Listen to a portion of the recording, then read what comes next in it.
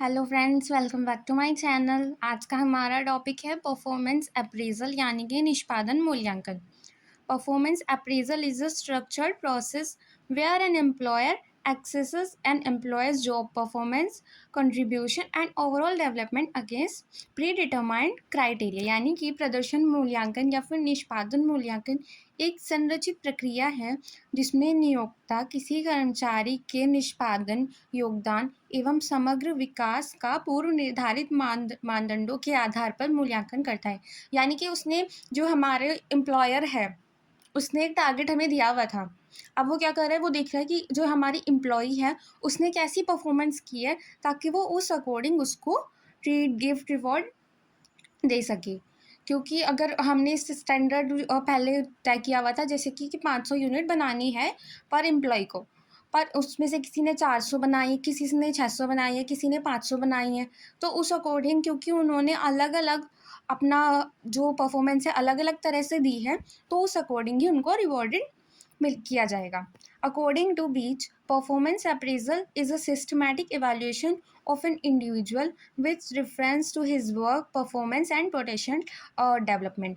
बीच के अनुसार निष्पादन मूल्यांकन व्यक्ति का उसके कार्य निष्पादन के संदर्भ में तथा संभाव्य विकास के संदर्भ में व्यवस्थित मूल्यांकन है। यानी कि उसने कितनी परफॉर्मेंस अपनी किस किस तरह से दी है और आगे उससे हम क्या एक्सपेक्टेशन रख सकते हैं।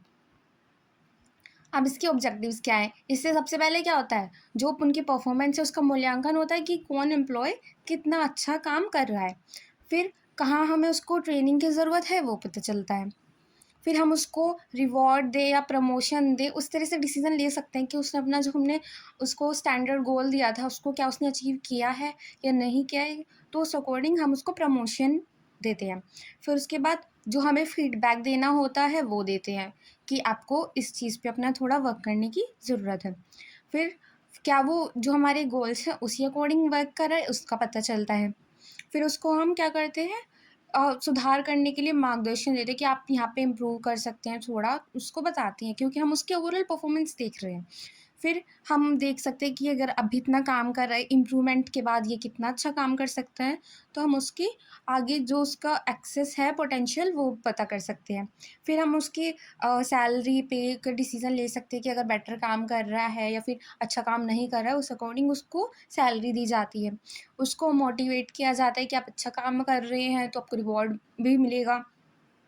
और इससे क्या होता है, क्लैरिटी रहती है कि कौन बेटर काम कर रहा है और कौन नहीं बेटर काम कर रहा है। तो उससे क्या होता है, स्टैंडर्ड हमारा क्लियर रहता है कि हमारा जो नॉर्मल स्टैंडर्ड है उस अकॉर्डिंग ये काम हो रहा है या नहीं।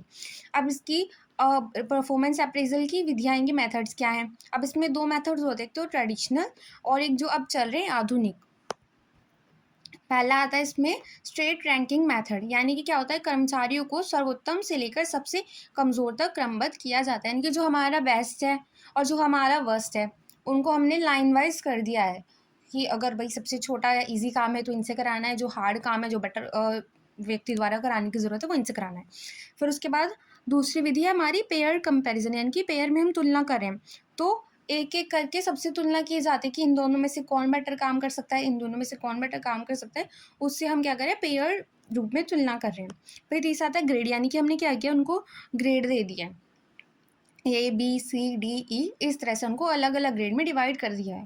उस अकॉर्डिंग उनको काम दिया जाएगा। जो भारी काम है वो ग्रेड A से, जिसके लिए बेटर क्वालिटीज़ चाहिए, बेटर क्वालिफिकेशन चाहिए, और जो थोड़े इजी वर्क हैं वो ग्रेड C, D, E इस तरह से किए जाते हैं।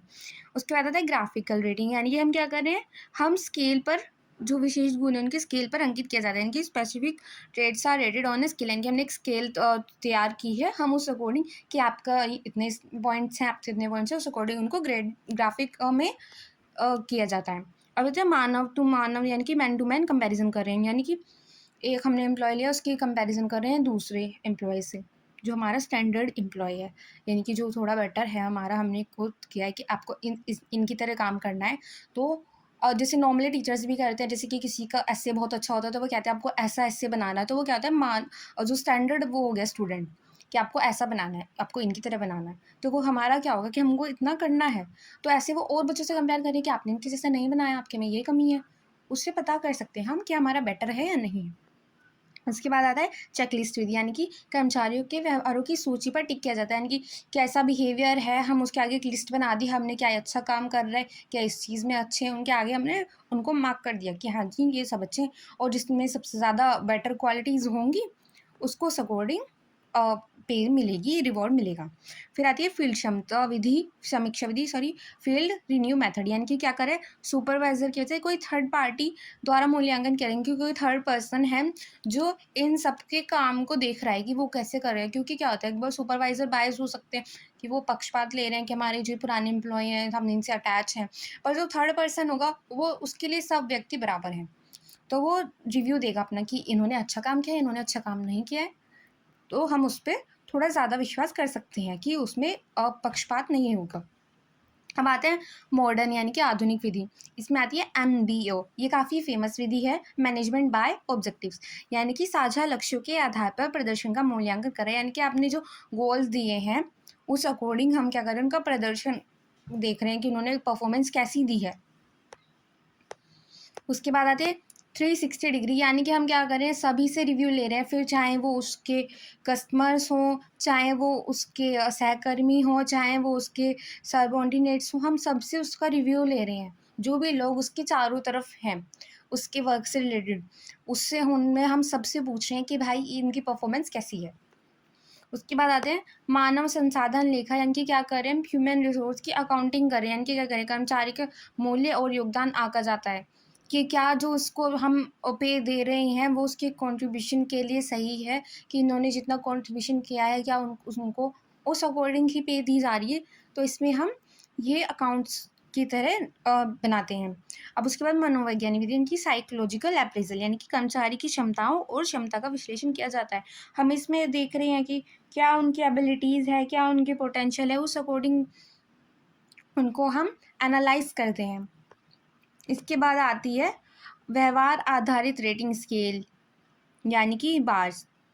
इसमें ज़्यादा व्यवहार द्वारा आधारित स्केल पर कि कैसा हमारा बिहेवियर है, उस अकॉर्डिंग हमको रेटिंग दी जाती है कि इनका बिहेवियर बहुत अच्छा है तो इनको ज़्यादा रेटिंग दी जाएगी, इनका बिहेवियर अच्छा नहीं है, भाई अपने एम्प्लॉयज़ से फ़ाइट कर रहे हैं, अपने जो सहकर्मी हैं उनसे फ़ाइट कर रहे हैं, तो उस अकॉर्डिंग इनको रेटिंग कम दी जाती है। तो इसमें बिहेवियर पर ही ये सब डिपेंड होता है।